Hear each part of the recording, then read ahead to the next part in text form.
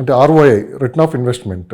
So ఎక్కువ మనం invest చేసిన తర్వాత ఎక్కువ రిటర్న్స్ రావాలంటే అంటే ఎలాంటి టిప్స్ మనం నేను పాటించాలి?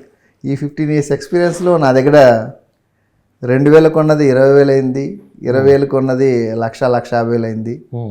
మేము 2012లో లేఅవుట్ చేసినప్పుడు 2011లో మేము 2,000 3,000 అమ్మని కూడా ఇవాళ రోజున 40,000 50,000 అయినాయి. ఎందుకంటే నేను ఒకటే చెప్తా, హైవే పక్కన వేసిన లేఅవుట్లో కొనుక్కోండి. అప్పుడు ఏమవుతుందంటే మీకు హైవేలో నుంచి చూస్తే మీ ప్లాట్ కనిపించాలి, మీ ప్లాట్లో నుంచి చూస్తే హైవే కనిపించాలి. ఇది మొదటి మీరు చేయాల్సింది ఇన్వెస్ట్మెంట్లో.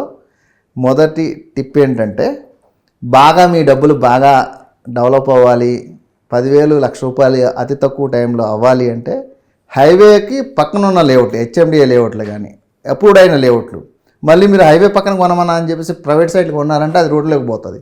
ఓకే, రోడ్ మార్కింగ్లో చేయకుండా ఉన్న దగ్గర అది హైవేలోకి వెళ్ళిపోతుంది. భాషాభాయ్ మీరు ఇలా కొన్నారంటే మేము ఇలాగంటే అది రోడ్లో పోయిందంటే హైవే పక్కనే అప్రూవ్డ్ లేఅవుట్స్ ఉంటాయి. కానీ అందరికీ హైవే పక్క దొరకవు కదా? దొరుకుతాయి, కొంచెం దూరం వెళ్ళండి. ఓకే, షాద్ నగర్ లేకపోతే జడ్చర్ల లేకపోతే ఎక్కడికైనా సిటీకి దగ్గర ఉండాలి, సిటీకి దగ్గరలో ఉండాలి, హైవేకి పక్కన ఉండాలి. వాళ్ళు 50 ఎకరాలు 30 ఎకరాలు 40 ఎకరాలు లేకపోతే ఒక 1/2 kilometer ముందుకెళ్ళండి. తర్వాత అక్కడ ఏమైనా ఇండస్ట్రీస్ ఉంటాయి కానీ ఐటీ కంపెనీస్ వచ్చే దగ్గర కానివ్వండి, లేకపోతే కాలేజెస్ ఉన్న దగ్గర. సిటీ ఎటు వెళ్తుందో మనం చూసుకోవాలి, సిటీ మన ఎటు వెళ్తుందో మనం చూసుకోవాలి. ఇప్పుడు మామూలుగా 1600లో ఒక ఉదాహరణ చెప్తాను. 1600లో మనకు పలకనామా ప్యాలెస్ కట్టి, ఒక చార్మినార్ కట్టి, కులీ కుతుబ్ షాహీ ఆయన ఒక నగరాన్ని నిర్మించాడు. కానీ ఓల్డ్ సిటీని నిర్మించాడు. అక్కడ నుంచి లెఫ్ట్ ఇట్లా వెస్ట్ హైదరాబాదే ఇలా డెవలప్మెంట్కి వచ్చింది. అవును కదా, అటు తుక్కుగూడ వరకు కూడా వెళ్ళలేదు, అంటే ఒక 10 kilometers కూడా అటు వెళ్ళలేదు సిటీ. అట్లనే నేను చెప్తుంది ఏంటంటే ఇట్లా సిటీ ఎటు డెవలప్ అవుతుంది, ఊరు ఎటు డెవలప్ అవుతుంది చూసుకొని ఆ లొకేషన్లోకి మీరు వెళ్ళాలి. అందుకని ఏం చేయాలంటే ఒక మంచి ఎక్స్పర్ట్ అయినటువంటి రియల్టర్ని, ఎందుకంటే అతను బ్యాక్గ్రౌండ్ చూడండి, ఆయన ఎంతమంది కొనిపించాడు, ఆయన కొనిపించిన వాళ్ళలో ఎంతమందికి బాగా రేట్లు పెరిగి చూసి అతనికి ఒక 2% కమిషన్ అయినా ఇచ్చేసుకోనండి. ఓకే, ఒకటేమో హైవేలో నుంచి చూస్తే మీ ప్లాట్ కనిపించాలి, మీ ప్లాట్లో నుంచి చూస్తే హైవే కనిపించాలి.